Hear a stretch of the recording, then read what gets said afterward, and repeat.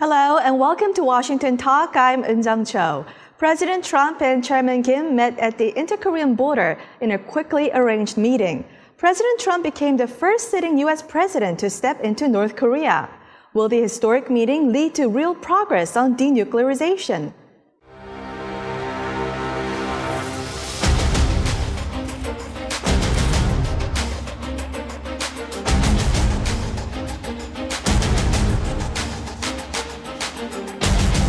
Across that line was a great honor. A lot of progress has been made. A lot of friendships have been made. And 좋지 않은 그 과거를 청산하고 앞으로 좋은 밤날을 개척하려는 그 대통령이 그 남다른 용단의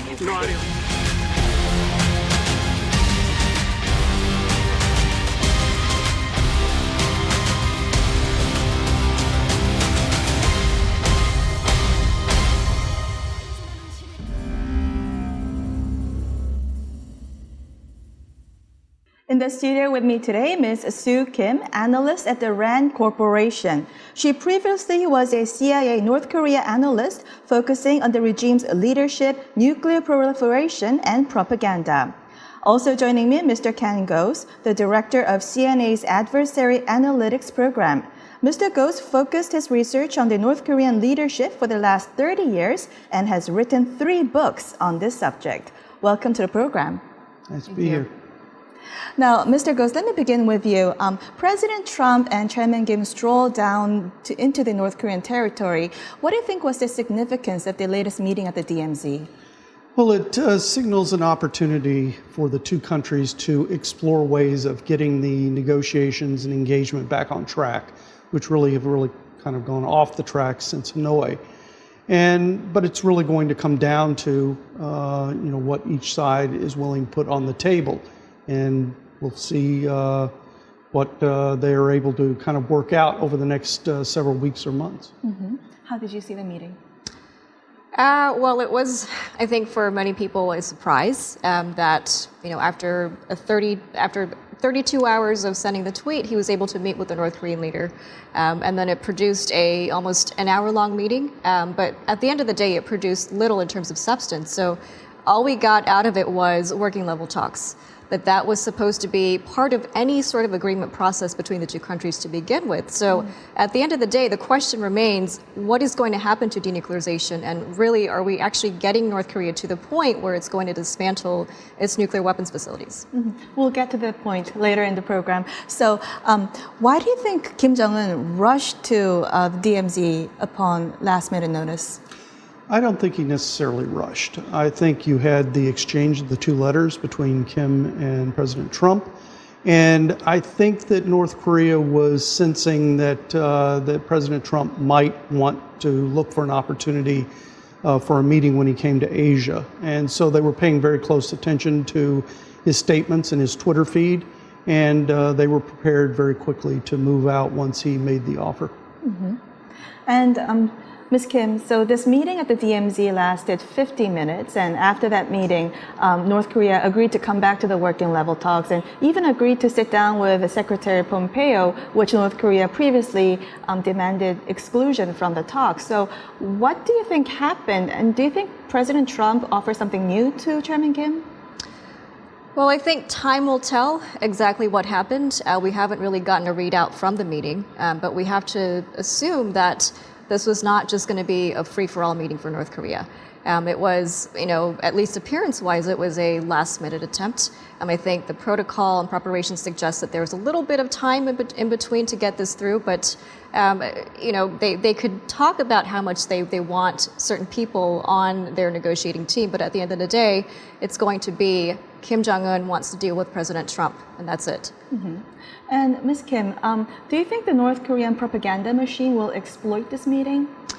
So that's a really interesting question, because I was actually thinking about the optics of it, and we have to look at it, I think, also from the aspect that we actually gave North Korea an opportunity to maximize the utility of this meeting, because we agreed, or we invited North Korea to this meeting, but North Korean propaganda is hailing this as a success, saying that it was an amazing event. And you have to wonder, why was it so amazing? Did something go on behind the scenes between President Trump and Kim Jong-un where we don't really know exactly what happened? But we have to see it as, North Korea is going to picture this and pitch this as the U.S. president really wanted to meet with Kim Jong-un, and Kim Jong-un relented, took his time off to meet with the U.S. president, and nothing came out of it. Mm-hmm. And Mr. Gause, the New York Times reports that the United States has moved the goalpost to only now go for the freezing of the North Korean nuclear programs. Do you think this is the case, or is still the ultimate goal the final and fully verified denuclearization? Do you sense any softening of U.S. stance? I think that there is probably a debate about strategy toward North Korea going on within the administration. There's obviously John Bolton. It takes a more hawkish point of view and takes a more hardline point of view. But as you know, probably noticed, he was not at the DMZ meeting. He was in Mongolia. Whereas Ivanka Trump and Jared Kushner were at the meeting. And the last time we saw Ivanka Trump as related to the North Korea issue was during the Olympics. That could be signaling that there is a softening of the U.S. strategic approach toward North Korea going on. We'll have to see. But as far as the fully verified and irreversible denuclearization, I think that's still the goal. The question is, will it remain the upfront goal as it is in the Bolton plan, or are they going to move it further down the line and add more flexibility into the U.S. strategy? Mm-hmm. Do you sense any softening of the stance, and do you think there is a split within the U.S. administration on North Korea policy? So we saw the New York Times article where they speculated that the United States administration might be willing to consider a nuclear freeze. From my perspective, I think that whether or not this was hearsay, I think the fact that this discourse, it's entering into the conversation of elites, suggests that the administration is actually coming to terms with the fact that we can't bring North Korea to denuclearization within this administration, within the next however many years. It might take 5 years, it might take 10 years, it might take decades. So that's the reality, and I think that having to come to some sort of an agreement has been pushing at least Washington to work on this timeline. And I think that's where we are right now, where we're finding ourselves in a position where we're forced to come up with something, and there's nothing really at the working level to support that. Mm-hmm. Do you think this is the way to go? Do you think the United States needs to first go for the freezing of North Korean nuclear programs first? I've long been an advocate that the way of dealing with the North Korean program is to try to freeze it, put it in a box. It is not a full-up program. There are various steps that would need to be taken, testing that would need to be done in order to have a full-up program. If you can put that in a box for a while and then have a phased reciprocal process, which includes sanctions relief, to try to get further parts of the program dismantled, and then we'll work down the line. But to expect North Korea to fully give up their nuclear program anytime soon is probably not going to happen. The trust is not there on either side. Mm-hmm. And Ms. Kim, prior to the Hanoi summit, the working level talks only served to set up the logistics. So how can we learn lessons from that experience and make this a more meaningful one? At the end of the day, I think the question we need to ask is, where are we with North Korea? Does the United States actually have a strategy, top-down strategy, where they actually have something broad and that's trickling down to the working level? And we're not seeing that right now because there's this inconsistency between the White House and the working level officials. So you hear one thing from President Trump, there was tweets. So we have this tweet rhetoric that sort of dictates where policy is going to go. But then at the end of the day, the broader concern is that we still have the nuclear missile threats that are still looming around. And there's nothing really that we've had to really peg the North Koreans down to take action. So I think instead of looking at it from the perspective of what can we do, or what's next when it comes to dealing with North Korea, is really to look at what have we done with our own strategy to make it coherent, to make it more a whole of government approach, and we haven't really seen that yet. So I think this is a time for us not to rush into anything, but to also really think about at what point are we going to continue and to stop doing these negotiations, going into diplomacy without really knowing what diplomacy really is. Mm-hmm, mm-hmm. And President Trump hinted that sanctions easing could come during negotiations. Mm-hmm. So for North Korea to earn that, what does North Korea have to bring to the table? Well, I think North Korea is going to have to put obviously more than what they offered in Hanoi, more than just Yongbyon. They're going to have to put other elements of the nuclear program, probably the ICBM program, on the table. But the U.S. is also going to have to figure out what they're willing to put on, because humanitarian aid and people-to-people contact, which is what Began has kind of floated, will not get any movement by North Korea on their nuclear program. They're going to have to put some sanctions relief. Mm-hmm. And Ms. Kim, the latest development is that U.S. sent letters to the UN member nations to send back North Korean workers according to the international sanctions. And North Korea was adamant, and North Korea issued a statement saying that United States is hell-bent on hostile activity against North Korea. So do you think the latest incident would have negative impact on the upcoming working level talks? I see this as just part of North Korea's overall strategy of, dangling carrots, saying that they're willing to talk and they're willing to conduct diplomacy, and then threatening the United States with consequences if they don't obey North Korea's commands. So, we can't expect talks with North Korea from this point to be smooth, and this is just part of what North Korea is trying to do to intimidate us, to bring us to the point where we slowly bend and become more malleable to North Korea's demands. Mm-hmm. And President Moon said that after the DMZ meeting, U.S.-North Korea hostility has ended. Do you think the latest meeting is tantamount to the ending of the hostility, or what would be the prerequisite? Absolutely not. This is a process. It's a long process. Maybe when we get around to having a peace treaty signed, then we can say the ending of hostilities, but that's a long way off.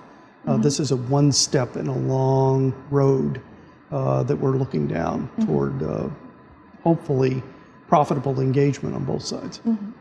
And Ms. Kim, President Moon waited outside while President Trump and Chairman Kim were having their meeting at the DMZ. So what is the symbolism here? This is really reflective of the whole negotiation process.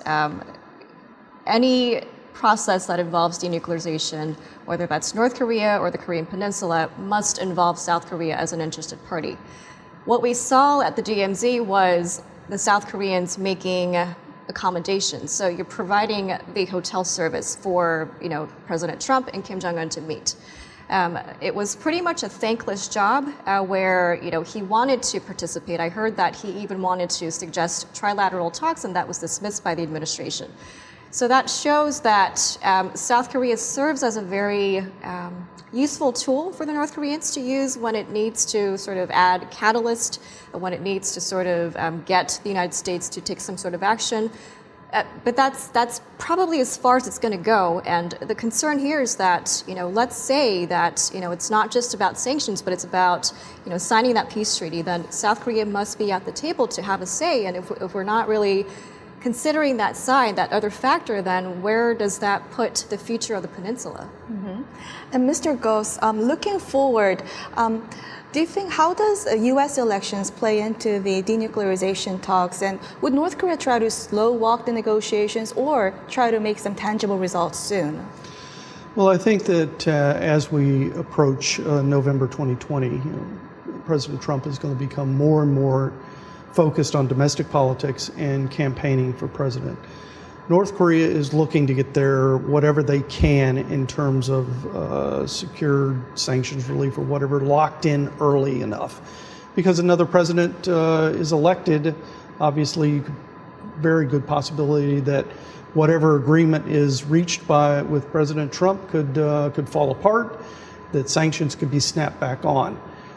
So I think that Kim will go as fast or as slow as he needs to get what he is looking for. Mm-hmm. And Ms. Kim, President Trump invited Chairman Kim to come to the White House for the 4th summit at the White House. What would be the interest of the United States and North Korea to have that meeting? From the U.S. perspective, I think it really ties in with President Trump's campaign goals. Let's say that he needs that extra boost and there's really no criticism to face with this North Korea policy.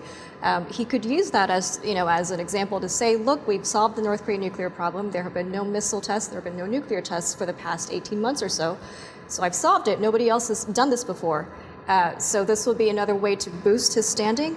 For North Korea, there's really nothing to lose. I mean, you essentially you keep your nuclear weapons. You get to meet with the head of state of the most powerful country in the world, without really lifting a finger, and then you also get to have security around you. You perpetuate this notion that you're a reasonable human being who wants to take care of your nuclear weapons program in a very safe manner. So it's going to be a win for Kim. Well, we'll end our conversation here and now watch video for our next discussion.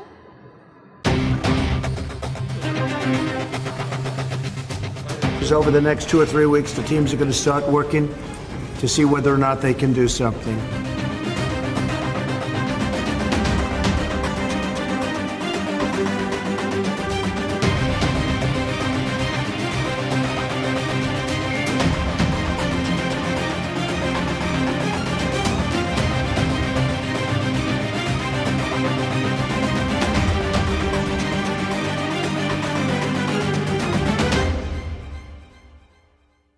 The North Korean diplomats are taking over the negotiations with the United States. The previous team, led by the United Front Department, has been sidelined after the collapse of the Hanoi summit. Now, Ms. Kim, the transition from the United Front Department to the Foreign Ministry, what are the implications to the negotiations? Well, I think that if we were to go to the nitty-gritty, there's going to be obviously differences in the personnel and the personalities, but at the end of the day, it's Kim who still holds power. He's the one who calls the shots. So from my perspective, I think that the fixation that we have on the leadership reshuffling and the moving around of the pieces on Pyongyang's chessboard, it's only valid in assessing the tactical changes of North Korea, but we have to come to the reality these days that the strategy for North Korea hasn't changed. So the more we spend time trying to calibrate that as opposed to looking at where we are with North Korea and how much progress we've made on the denuclearization question, I think that's more important. Mm-hmm. And Mr. Gause, who are the major influencers behind the negotiations in North Korea? Well, I think that behind the scenes, as strategists, would be Cho Son-hui, the first vice foreign minister, who's also a member of the State Affairs Commission.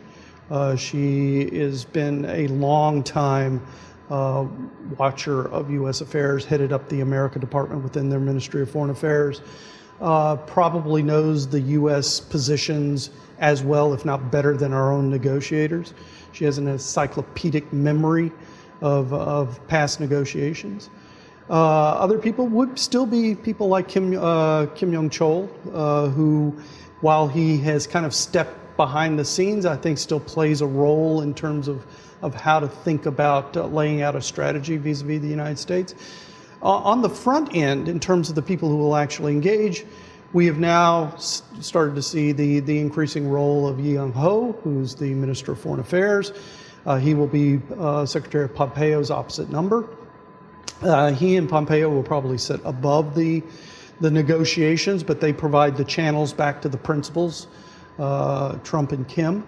And then you have Kim Myong-gil, who now appears to be the Steve Biegun's opposite number, former ambassador to Vietnam, but also somebody who sat on the America desk within the Ministry of Foreign Affairs, former deputy chief of mission at the UN, somebody that the U.S. negotiators will be familiar with, and somebody who has participated in negotiations with the United States before on nuclear issues. So, Ms. Kim, Secretary Pompeo and Foreign Minister Ri Yong-ho, are they just in the background, or are they just shadows, or are they really actively involved in the negotiations? Again, I think this has to do with the leadership style of both countries. We've seen that both in the case of North Korea and also in the United States, it's a very top-down approach.